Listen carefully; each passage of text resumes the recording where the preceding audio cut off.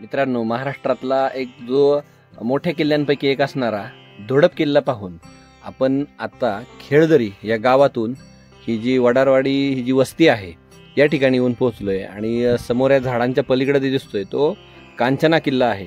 खरं तर दुपार झाली आहे, आमचे सगळे सहकारी सध्या काही वेळासाठी विश्रांती घेत आहेत आणि हे जे दुपारचं ऊन आहे मार्चमधलं याचा परिणाम होऊ नये या दृष्टिकोनातून थोडं ऊन खाली होण्याची आम्ही वाट बघतोय आणि अगदी थोड्या वेळातच आपण किल्ल्यासाठी प्रस्थान करणार आहोत। मित्रांनो, दुपारची थोडा वेळ विश्रांती घेऊन आपण चाललोय ते कांचनवंचन किल्ल्याकडे।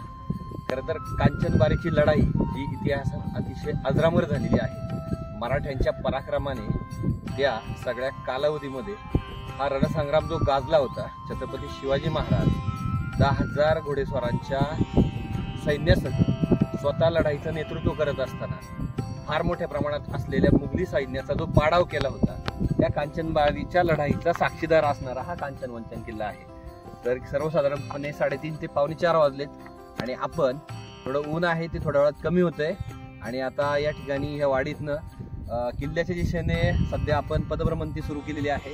आमचे सहकारी सध्या पुढे गेलेत आणि चला नक्की किल्ल्यावरती आपल्याला काय काय बघायला मिळणार आहे या सगळ्याचा छानपैकी आनंद घेऊया। किल्ल्याचं जे एक वैशिष्ट्य आहे ते म्हणजे या खडकात खोदलेली तब्बल 9 ते 10 टाकी। खरं तर या ठिकाणी 10 टाकी आहेत अशी नोंद आहे, पण आता सध्या सुस्थितीत असणारी 9 टाकी आपण या ठिकाणी पाहू शकतो।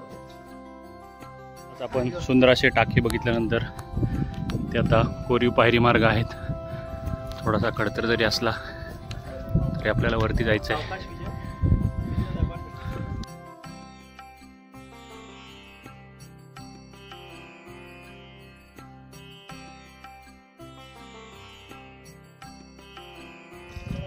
जमतंय का? हो, खडतर हा पायरी मार्ग आहे। 90 डिग्री अंशामध्ये चढायला लागते। सावकाश जाऊया मित्रांनो। आत्ताच आपण पोहोचलोय। तुम्ही माझ्या बाजूला बघू शकता त्या टॉपवर सध्या तरी फक्त टाक्यांचे अवशेष आहे आणि इथून जर बघितलं समोर जी रेंज दिसते त्यात आपण सकाळीच केलेला धोडपचा किल्ला दिसतोय। थोडंसं इकडे आल्यानंतर महाराष्ट्रातला सर्वात उंच किल्ला तो म्हणजे साल्हेर, तो सुद्धा आपल्याला या ठिकाणी दिसतोय। कांचना किल्ल्यावर एक बजरंगबलीची थोडीशी दुर्मिळ असलेली मूर्ती आपल्याला या ठिकाणी दिसते आणि त्याचा हा कातळ आणि इकडच्या बाजूला आपले मित्र उतरत आहेत सगळे। आत्ताच आपण खाली आलोय, सोबत वडबारीमधले स्थानिक गाईड धनंजय पवार काका आहेत। ही छान प्रकारे आपल्याला संपूर्ण किल्ला दाखवला आहे। मित्रांनो, सुंदर अशा पद्धतीची सांजवेळ झाली आणि आपण येऊन पोहोचलोय कांचना किल्ल्याच्या गडमाथ्यावरती। खरं तर अगदी सुरुवातीला जी चालायला सुरुवात केली होती ती कांचना आणि समोर दिसतोय तो जो डोंगर आहे तो त्याच्या वैशिष्ट्यपूर्ण आकारामुळे त्याला मंचना जरी नाव असलं तरी त्याला नंदीबैल असं बोलीभाषेत म्हटलं जातं। त्याच्या अगदी मधोमध असणारी खिंड आहे। खिंडीपासून आपण डावीकडे चालायला सुरुवात केल्यानंतर ह्या डोंगराच्या पोटाने चालत येतो आपण। काही अंतर चालत आल्यानंतर त्या ठिकाणी एक दगडातल्या कोरीव पायऱ्या दिसतात। पायऱ्यांची सध्या पडझड झालेली आहे आणि ते पुढे त्या पायऱ्या चालत आल्यानंतर समोरच एका दरवाजाचे अवशेष आहेत। दरवाजा सध्या बऱ्यापैकी तो दिसून येत नाही, परंतु त्या ठिकाणी पडलेल्या दगडांमुळे आपल्याला लक्षात येतं। त्याच्यापासून थोडं पुढे आल्यानंतर या ठिकाणी 3 आतळ कोरीव अशी पाण्याची टाकी आहेत। त्या 3 टाक्यांपासून थोडं पुढे आलो की त्या ठिकाणी एक बांधकाम दिसून, बांधकामाचे अवशेष आपल्याला असं दर्शवतात की तो भाग जो आहे तो एखाद्या समाधी स्थळाचा असावा। कोणी ना कोणीतरी गडावर असणाऱ्या मातब्बर सरदाराच्या किंवा किल्लेदाराच्या कुणाचा तरी तो समाधीचा भाग असावा। थोडंसं पुढे आल्यानंतर अरुंद अशा या गडमाथ्यावर आलो आपण की पाठीमागच्या बाजूने या कांचनाचा अधिक जो उंच भाग तो सुळक्याच्या रूपात आपल्याला पाहता येतो। त्याच्या पोटामध्ये ही पाण्याची टाकी आहे।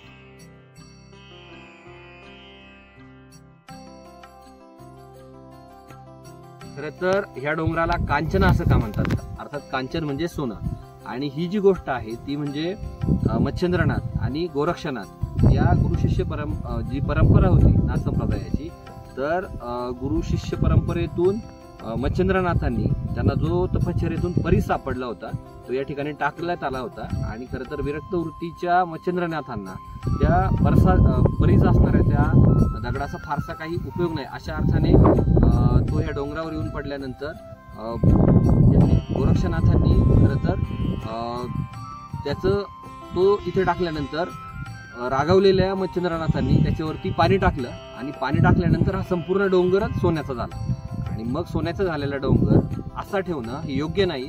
मच्छिंद्रनाथांना आपली चूक किंवा राग थोडासा त्यांनी काबूत आणल्यानंतर त्यांनी पुन्हा हा पाषाण असा बनवला. त्यावरून या किल्ल्याला कांचना असं नाव पडलं असं म्हटलं जातं. त्याचबरोबर दुसरी महत्वाची गोष्ट म्हणजे कांचनवारीची जी लढाई आहे, शिवाजी महाराजांनी सुरतेची दुसरी लूट केली होती. तर ती लूट ह्या मार्गातून घेऊन येत असताना खरं तर मुघली सैन्य त्यांच्या पाठीवर म्हणजे त्यांच्या पाठीमागे लागलेला असताना खरं तर महाराजांनी तो जो लुटीचा माल आहे तो पुढे पाठवला आणि कालांतराने ते स्वतः मात्र सर्वसाधारणपणे 2-1 हजार अशा पद्धतीच्या सैन्यासह स्वतः लढाईला उतरले. आणि इतिहासामध्ये जशी उंबरखिंडची लढाई, जशी पावनखिंडची लढाई प्रसिद्ध आहे, तशीच कांचनबारीचा जो रणसंग्राम आहे तो खरं तर फार प्रसिद्ध आहे. मराठ्यांच्या अतुलनीय अशा पराक्रमाने स्वतः शिवाजी महाराजांनी केलेल्या त्या सगळ्या नेतृत्वामुळं ही लढाई इतिहासात महत्त्वपूर्ण मानली जाते आणि मुघलांचा प्रचंड मोठा असा पराभव त्या काळामध्ये शिवाजीराजांच्या त्या सैन्याने केला. आणि ह्याच द्वेषामधून, ह्या विजयाच्या द्वेषामधून खरं तर हा सगळा बागलाण प्रांत आणि या परिसरात असणारे किल्ले महाराजांनी त्या काळामध्ये जिंकून घेतले आणि ती लूट पुढे पाठवून महाराज मात्र कुंजरगडाकडे पुढे कामासाठी निघून गेले होते. त्याच्यामुळे एकूणच ऐतिहासिकदृष्ट्या सुद्धा या परिसराला महत्त्व आहे आणि एका चांगल्या किल्ल्याचे असे छानपैकी अवशेष जे आहेत शिल्लक ते पाहून आता आपण गड उताराला सुरुवात करणार आहोत. खरं तर आपण येत असताना त्या खिंडीच्या शेजारी मंचन जो किल्ला म्हटला जातो खरं तर तो डोंगर आहे, त्याच्या पोटाशी असणारे 9 ते 10 पाण्याची वैशिष्ट्यपूर्ण टाकी आपण पाहिली होती आणि त्याच पुन्हा खिंडीत जाऊन आपण पुन्हा गड उतार होणार आहोत.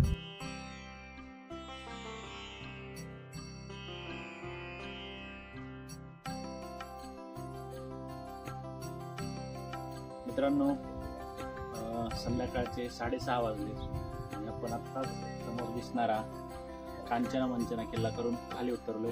अजून आपले टीम मेंबर येत आहेत. अतिशय सुंदर असा किल्ला आपण आज बघितला आहे.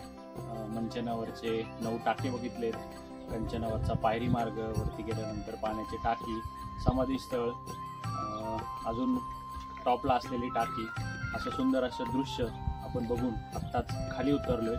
खरंच खूप समाधान वाटते. आजच्या दिवसाचा हा दुसरा किल्ला होता.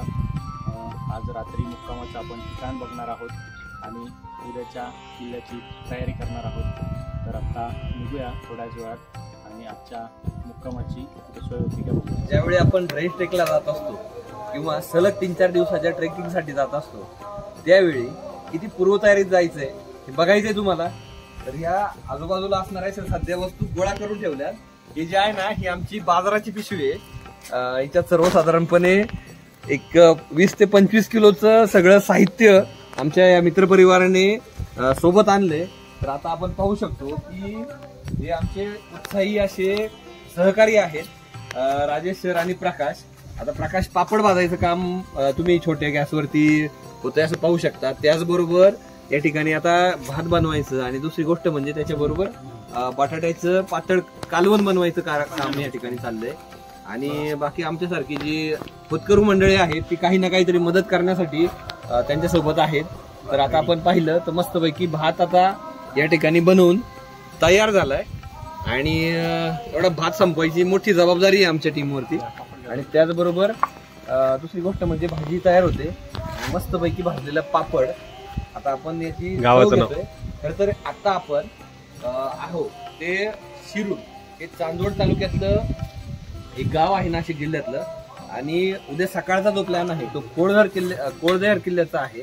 आज आपण कांचना वंचना आणि त्याचबरोबर सकाळी धोडप किल्ला केला होता. दिवसभरात छानपैकी पायपीट झालेली आहे, थकलोय, उन्हाचा छानपैकी आनंद घेतलाय असं म्हटलं तरी चालेल. आणि काही मेंबर्सला आज महाशिवरात्रीमुळे उपवास आहेत, तर काहींचा उपवास मोडण्याचा मूड आहे. तर इतकं सगळं भन्नाट अशा पद्धतीचं वातावरण आहे ज्याच्यामध्ये आपण संध्याकाळची सांज वेळेच्या त्यांच्या सोबत जेवणावरती आम्ही ताव मारणार आहोत. धन्यवाद.